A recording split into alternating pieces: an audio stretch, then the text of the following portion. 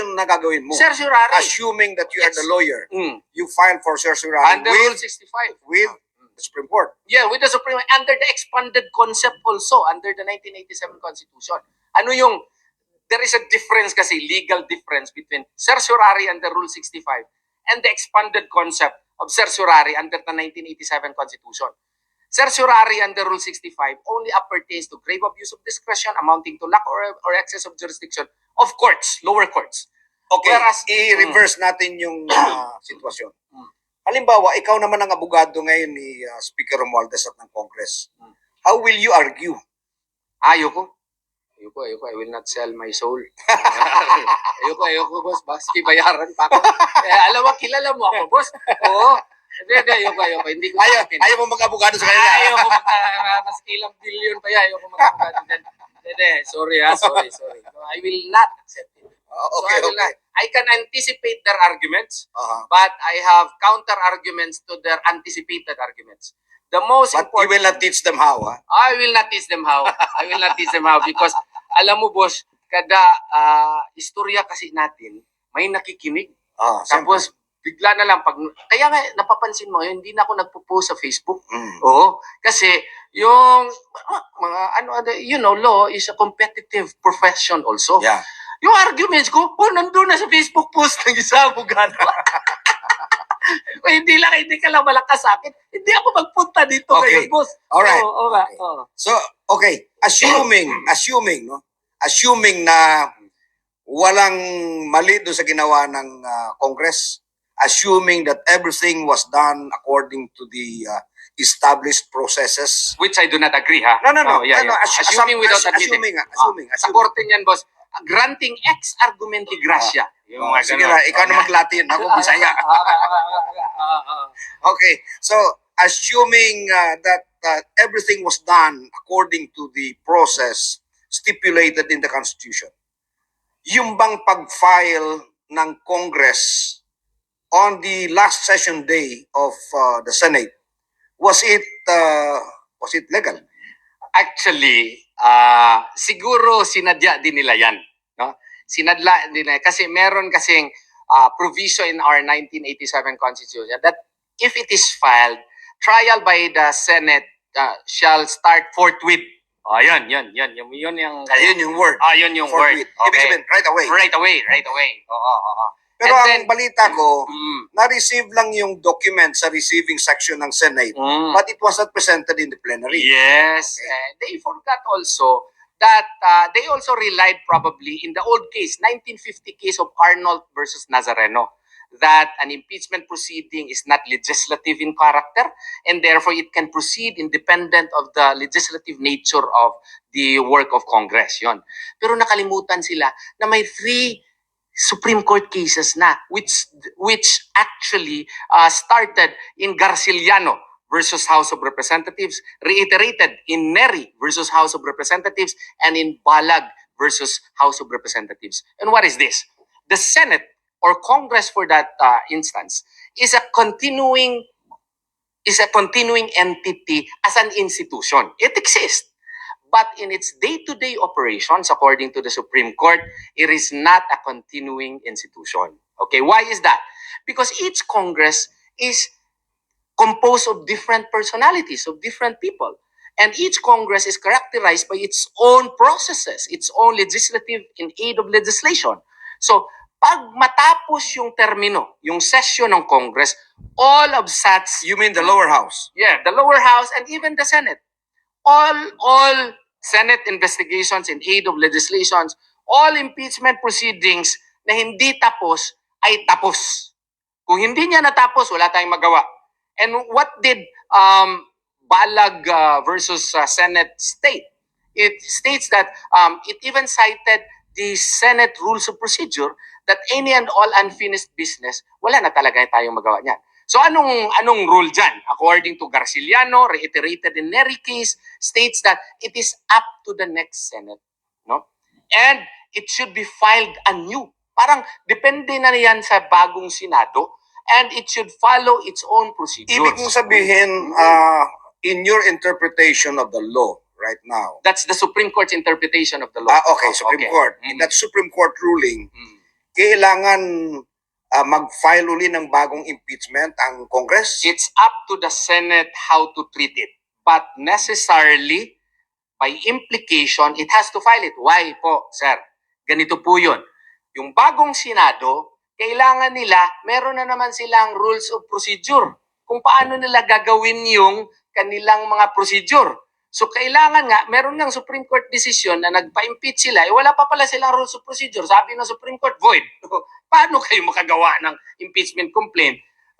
Ano yun? Yung Francisco din yun. Oh, nawala pa pala kayong rules of procedure. It was only published after The filing. The filing.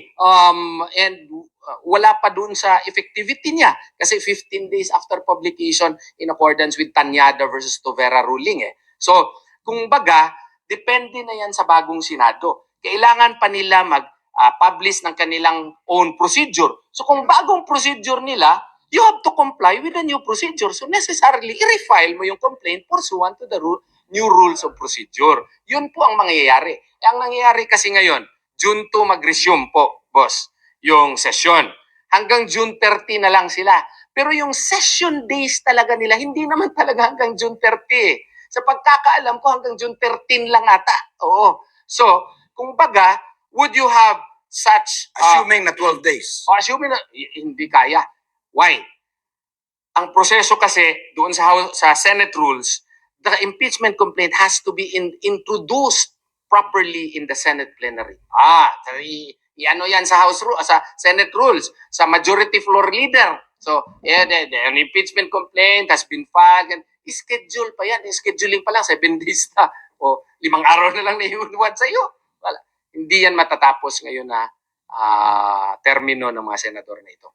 So, it is your position based on your interpretation of the Supreme Court ruling na since hindi matatapos sa Senado ngayon and since magkakaroon ng eleksyon ng 12 bagong senador, yes, hindi pwedeng continuing yung impeachment. Hindi pwede. 3 Supreme Court decisions. Garciliano versus House of Representatives, Neri versus House of Representatives, Balag versus Senate. 3 rulings. 3 rulings po yan. Okay. Yes po. So, kung baga, it's up to the Senate whether they will take it up. They have that option. But the Senate has to institute its own rules.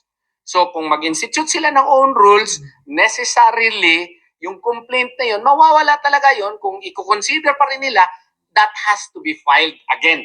Meron na namang problema dyan, boss. Ano yung problema?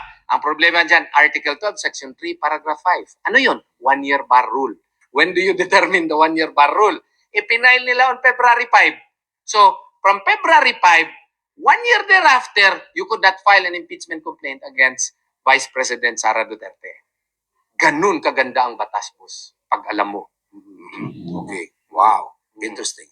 So, recap tayo. Recap. Okay. Number 1, ang iyong palagay, hindi nasunod yung mga proseso. Hindi nasunod. Sa Congress pa lang. Sa Congress pa lang. And you are saying that there was malice Yes. in not submitting the 3 earlier complaints To the Committee on to the Justice. Committee on Justice. Yes. Because of Francisco versus House of Representatives. Yeah. Kasi kung i-final nila yun, hindi nila ma-file tong number 4. Yes. Okay. So, So, para sa'yo, deliberate yun. na hindi ni-refer sa Committee on Justice Yes. para ma-file itong pang-4. Yes. Number 2 point mo, Mm. assuming na tama yung proseso sa first step na yon, Itong pang-4 naman, walang due process. walang due process. Oo. Kasi, Diretso lang nila file. Wala nga proper verification, boss. Hindi nga nila nabasa. Diretso lang nila. Blitzkrieg. Di ba? merong Filing. nagsasabi na Ah. dapat daw sa ganitong impeachment proceeding, Mm. dapat daw viva voce ang By voting. roll call. Roll call. Actually, that's section 13 of the House Rules. Pero, in-studyhan ko yan, yung vote by roll call applies only to the first 2 modes of filing. Yung individual yung mag-file at saka yung House member mag-file sa determination after ng Committee on Justice determination, tapos i-determine nila yung 1/3 vote, yun House roll call yun. Mhm. Silent ang rules nila kung one-third requirement. Pero according to Francisco versus House of Representatives again, in relation with Gutierrez versus House of Representatives, kailangan yung due process requirement. All right. So you're saying that by ignoring due process, merong legal basis ang mga abogado ni Vice President Sara Duterte na i-question sa Supreme Court at ipawalang bisa yung... Yes. I am excited to argue there if I will be given the chance to do that, no? Because really, this is a case which has an impact on the future of our nation. And if this case will be argued in the Supreme Court, I think there is a high chance that we will win, no? Kasi the manner of filing also and the timing of the filing also smacks of malice and bad faith, no? And the non-entertainment of the 3 previous complaints precisely to avoid the 1-year bar rule is really an act which is a grave abuse of discretion amounting to lack or excess of jurisdiction, which would operate now the expanded concept of certiorari jurisdiction under the 1987 Constitution. Wow. So, assuming that nasunod yun, palpak pa rin pagdating sa Senado. Palpak pa rin, boss. Oo, palpak pa rin. So, siguro sinadya yan ng pong may kapal ni Allah subhanahu wa ta'ala, boss. Oo. Na siguro, ang lamang nila, siguro, no, marami silang pera. Dami nilang pera. Pero, siguro, once you have so many resources, di ka na makapag-isip kasi akala mo kaya lahat ng pera. No? So, pero, ang nakikita ko po dito, ang dami pong butas. Okay. And saka sir we can even discuss the merits. Why? Because sub judice rule applies to court proceedings. This is a case which affects the entire nation. And this is a political process. So therefore, the people have the right to discuss even the merits of the case. Since binuksan mo yung pintuan na yan. Yes. Oh. Okay, very good. Yes. Since binuksan mo yung pintuan na yan, wala palang sub judice rule Walang sub judice na rule makukover dito. sa mga bagay-bagay na yan. Yes. Okay. Oh. Could you please tell our listeners and viewers, ano yung mga kaso na ipinal nila against Vice yung President? ano daw, yung sa nabasa ko lang yung sa ma-remember ko lang, no? Yung attempt daw in the killing, attempt to, Assassination. Assassination, and then, yung sa life daw ng President, ng First Lady, at saka ng House of Representatives Speaker. Tapos, more on the funding, 150 million pesos. At saka yung extrajudicial killings daw ng Presidente kasi somehow involved daw siya doon. Yun po ang maalala ko doon sa mga complaints. As to the, what you call this, yung, at yung threat daw to the life of the, what you call this, of, I think they filed a case. They filed a case against the Vice President, no? Okay, yung curious lang ako. Yung isa sa mga grounds na ginamit nila in filing the impeachment, yung daw paggamit ng intelligence fund na magkano yan? 50 million. 50 million. What is your interpretation and view on that issue? Well, that is a premature case. A premature case simply because of the fact that this matter is still under the jurisdiction of the Commission on Audit. The pursuant to the audit function, especially the post-audit functions of the Commission on Audit. And as a matter of fact, if my memory serves me right, Vice President Duterte was required to submit data in order to justify such confidential funds. And ngayong February pa, mag-expire yung right to explain, no? Kasi pag makareceive ka ng notice of disallowance po, yeah, I know. Because, diba, ang dami nating kaso niya nun. Hindi yan ibig sabihin na criminally liable ka na. You have the right to contest the factual basis of the notice of disallowance. And if it maintains, you even have the right to go it up. Yeah. Raise it. In fact, kung notice of disallowance lang, pwede mo ibalik yung pera. Oo nga, pwede rin. So, pwede mo rin i-question. Pwede mo i-substantiate na, uy, ito yung mga resibo, ito lahat. So, kaya nga, when you file a complaint based on this, na nasa COA pa, premature po yun, no? Kasi it is still under the audit functions of the Commission on Audit. Yun po ang masasabi ko doon. So, ang tingin mo yung basis, yung grounds for the filing of the impeachment, Politically motivated talaga. boss. politically Oh, motivated? na no other reason except to. Kasi nga, alam mo ganito, bakit gagawin nila yan? Parang namasuls dagat ba? Uy, makaigo na itani. Oh, di ba? We should try this kasi tayo pang nasa gahum. Oh, tayo pang nasa power. Oh, yan. So, i-try talaga natin ito kasi may Arnold versus Nazareno and there is this view that trial in the Senate shall proceed forthwith. Oh, so immediate yan. Ganun siguro yung pagka-explain sa mga congressman. Tsaka, if the reports are true, meron kayong 150 million. Ito sa AX. Ito. Laking pera yun, boss. 150 million. Grabe. Hindi pa ako nakakita ng ganong kalaking pera. No? So, hindi kasi sinasabing totoo yun. Pero ang daming mga lumalabas. So anyway, ang punto na pinag-uusapan natin dito is this. May tanong ko sa'yo. And please be honest with me. Yes, sir. Kung halimbawa, totoong ginawa ni Vice President Sara Duterte yung mga inaakusa sa kanya, pero nag-declare siya na hindi tatakbong presidente, palagay mo kaya i-impeach siya? Hindi. Hindi siya i-impeach kung nag-declare siya hindi siya tatakbong presidente. kasi kung ma-impeach kasi siya, boss, ang mangyayari kasi wala na tayong vice president. So, what would operate now? The Constitution. Alam mo ang mangyayari? The president may now choose any of the senators, Including Martin Romualdez. including Martin Romualdez. Oo. And then it will be decided by the Senate voting separately, majority vote lang, and Congress voting separately, majority vote lang. O Vice President na si Romualdez. So yun ang kanilang yun siguro ang kanilang plano. Baka maging totoo yun. So pero the people nanonood po ang tao. So tingin ko doon nga sa amin sa Davao del Sur, yung aking kaibigan ko man yun, yung kanya mga poster tinanggal dahil sa galit ng mga tao. Kasi sobra na, grabe na ito. And we should speak out, even if they are friends and even if my wife is telling me not to talk about it, but I should talk about it because this is a matter of national concern. Alright. So, mag-recap tayo.